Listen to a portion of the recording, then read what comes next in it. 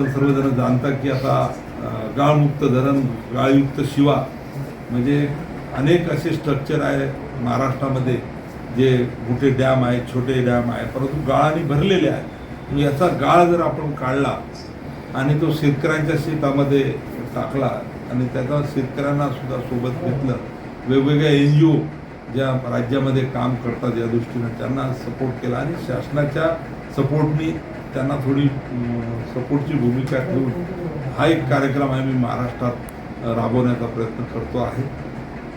त्यासोबतच आता पाणलोट यात्रा म्हणून आमची यात्रा जानेवारीमध्ये सुरू होणार आहे. ही यात्रा 80 ते 90 दिवस राज्यामध्ये फिरणार आहे.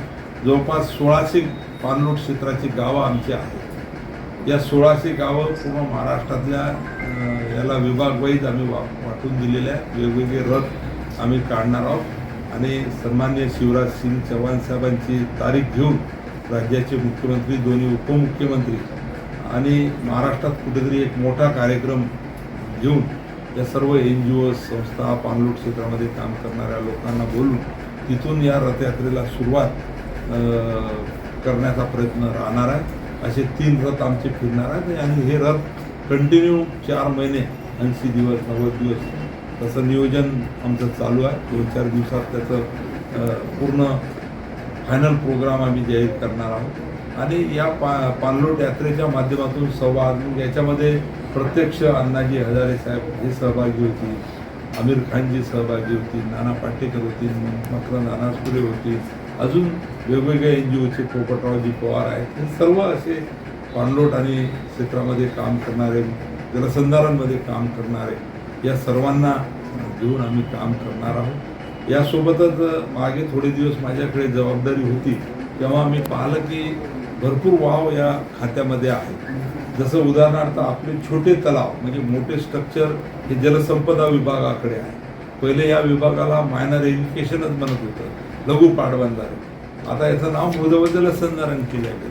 परंतु आजही छोटे छोटे जे तलाव आहे 600 हेक्टरच्या आतमधले हे आमच्या खात्याच्या मालकीचे आहेत आणि आमच्याकडं थोडंसं मॅन पॉवर कमी होतं म्हणून आता मी मागे मंत्री असताना भरती 690 जागा आम्ही JEEच्या काढल्या, भरती घेतली. मला भरतीमध्ये थोडंसं गडबड झाली होती तर परत भरती घेतली.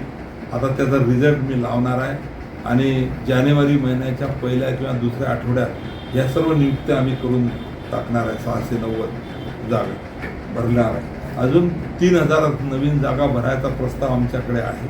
तर तो प्रस्ताव सुद्धा आम्ही कॅबिनेटसमोर घेऊन हे प्रस्ताव मान्य करून घेणार आहे. म्हणजे 3000 भरती आणि आता हे 690 भरती या भरत्यासुद्धा घेणार आहोत. परंतु आता मॅन पॉवर शेवटी आमच्याजवळ कमी आहेत म्हणून आमचे धरणाला अनेक वेळा कॅनल्स आहे परंतु कॅनलमध्ये झुडपं वाढलेली आहे, गवत वाढलेलं आहे, पाणी शेवटच्या टोकापर्यंत टेलपर्यंत जात नाही. आणि म्हणून मी आता ठरवलं आहे की आता हे जे काही आमच्या मालकीचे जेवढे काही छोटे धरणं आहेत यांचं शेवटच्या टोकापर्यंत पाणी जाण्यासाठी या सर्व कॅनलचं पाईपलाईनचं कॅनल करायचं, PDN कॅनल करायचं. म्हणजे मॅनपॉवर नसण्यामुळे मला आता दुसरा पर्यायच नाही आमच्याजवळ. म्हणून पाईपलाईनचा म्हणजे मुख्य कालवा आहे तो पूर्ण त्या कालव्यामध्ये पाईप टाकायचे आणि शेवटच्या टोकापर्यंत तो न्यायचा आणि जे जे शेतकरी लाभक्षेत्रात येतात त्यांना वॉलच्या माध्यमातून पाणी द्यायचा हा एक कार्यक्रम मी आता राबवण्याचं ठरवलेलं आहे. विभागाला अशा सर्व स्ट्रक्चरचं इस्टिमेट अंदाजपत्रक बनवायला मोठा पाईप मीटर मोठा राहील टेक्निकल आता मला माहीत नाही परंतु आता जलसंपदा विभागाने सुद्धा टेलपर्यंत पाणी गेलं पाहिजे शेवटच्या टोकापर्यंत म्हणून तोच प्रयत्न चालू केलेला आहे. कारण हे जर पाणी बऱ्याच वेळेस कॅनल फुटतो, लिकेज होतात, पाणी वाया जातो, नाल्यात जातो. म्हणून पाण्याचा पुरेपूर वापर जर करायचा आहे शेतकऱ्याच्या बांधापर्यंत शेतापर्यंत तर PDNच्या माध्यमातून चांगला या ठिकाणी प्रयत्न आम्ही करणार आहोत. तर हा एक खऱ्या अर्थानं माझा प्रयत्न राहणार आहे. येणाऱ्या 100 दिवसामध्ये टेंडर काढून याचं प्रत्यक्ष काम सुरू करायचं आणि याच्यासाठी मग विदर्भातले जिल्हे वाशिम असेल, यवतमाळ असेल, अमरावती असेल, बुलढाणा असेल, काही पूर्व विदर्भाचे घेऊ ते जिल्हे आम्ही करणार आहोत.